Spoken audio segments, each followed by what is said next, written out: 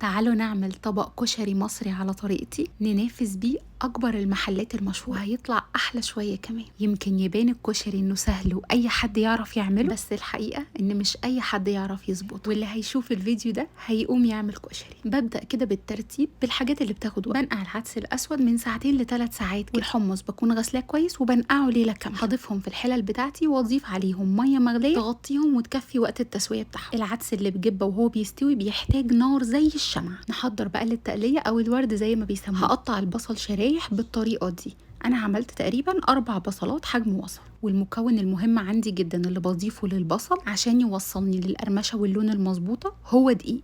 انا بضيف على ال4 بصلات معلقتين دقيق كبار تقريبا، وهدعك البصل بالدقيق بالطريقه دي. بس يعني مش هكسر البصل، بس اتاكد ان البصل كله اتغلف بالدقيق ويكون اتفرفر وتفك كله من بعضه. هضيف بقى كميه الزيت اللي انا هستخدمها في الكشري كلها، واول ما يسخن الزيت كويس جدا هبتدي اضيف البصل، ومش هقرب منه خالص ولا هقلبه لحد ما اللون يبدا يتغير عندي بالطريقه دي. في الوقت ده ابتدي ان انا اقلبه من تحت لفوق علشان كله ياخد لون واحد. والخطوه الثانيه الاساسيه عندي اني بطلع التقليه على مصفى. اول ما بلاقي لونها بدا يبقى ذهبي فاتح كده بطلعها على طول، علشان لسه بتاخد درجه او درجتين كمان بره في الجو، وهسيبها بقى في الهواء عشان تفضل محافظه على القرمشه بتاعتها. والرز بقى هحتاج له شويه من الزيت اللي حمرت فيه التقليه، نص كوبايه من الشعريه هحمرها كويس قوي لحد ما توصل للون الذهبي ده، وهنزل بكوبايتين من الرز. هشوح الرز مع الشعريه كويس جدا. اول ما احس ان الرز بدا يمسك نفسه هنزل بالبهارات، ملح وكمون وشويه صغيرين من الكركم، وهرجع اقلب تاني كويس قوي الرز والشعريه مع البهارات.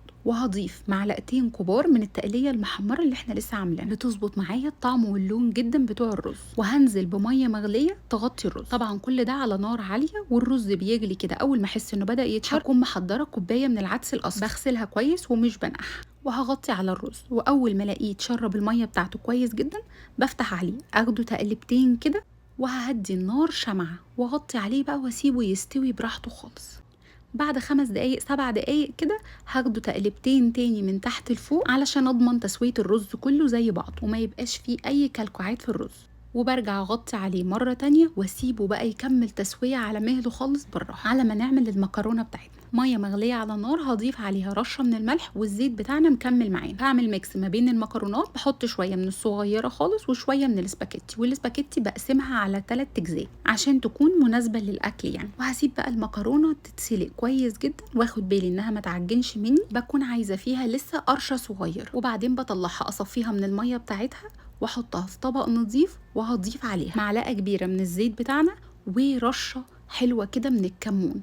وهقلب المكرونه كويس جدا وتبقى متغلفه كده بالزيت وبالكمون وتبقى مفلفله ومش ملزقه في بعض زي ما انتوا شايفين كده. كده خلصنا الاساسيات كلها. نيجي بقى للتحابيش. حله على النار، معلقه كبيره من الزيت، عليها شويه من التقليه ومعلقتين كبار مليانين من صلصه الطماطم. هقلب الصلصه شويه كده في الزيت وانزل عليها ب3 4 فصوص توم مفرومين ناعم. والبهارات بتاعتي هحط ملح وكمون وشطه اختياري. طبعا التوم بيتحط ني زي ما احنا شايفين كده، انا مش بقلي التوم. وهقلب بقى الصلصه كويس قوي على النار لحد ما الاقيها استوت كويس. هنزل بمعلقتين كبار من الخل، وبعدين هكون محضره عصير طماطم. انا حضرت عصير طماطمتين وهنزل بيهم على الصلصه بتاعتي واسيبهم بقى يتسبكوا ويغلوا كده لحد ما اوصل للون والقوام ده. الاقي ان الماده الدهنيه بتاعتي الزيت كده ظهر على الوش والقوام بقى تقيل كده، وكل التوابل والنكهات تناغمت مع بعض. وكده الصلصة جاهزة. فاضل لنا الدقة. أنا بعملها على البارد مش بعملها على النار. معلقة صلصة عليها 2 3 توم، كمون، ملح، شطة، كزبرة، وشوية حلوين كده من الخل. والمكون الأساسي عندي اللي هحط منه كتير جدا هو الليمون.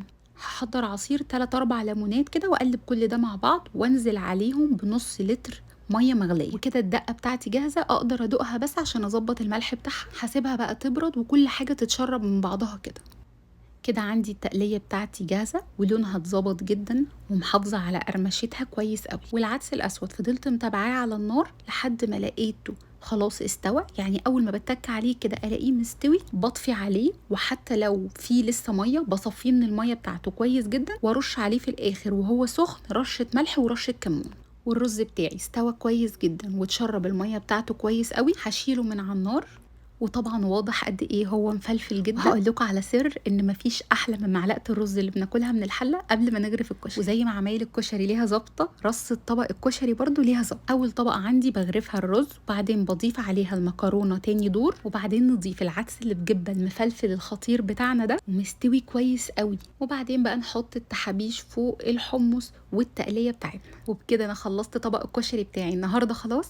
متأكدة من سهولته وبساطته وحلاوته وقد ايه فتحت نفسكم عليه. هتقوموا تجربوا وعمركم ما هتشتروه من بره تاني. كفاية نظافته وريحته اللي قلبت البيت.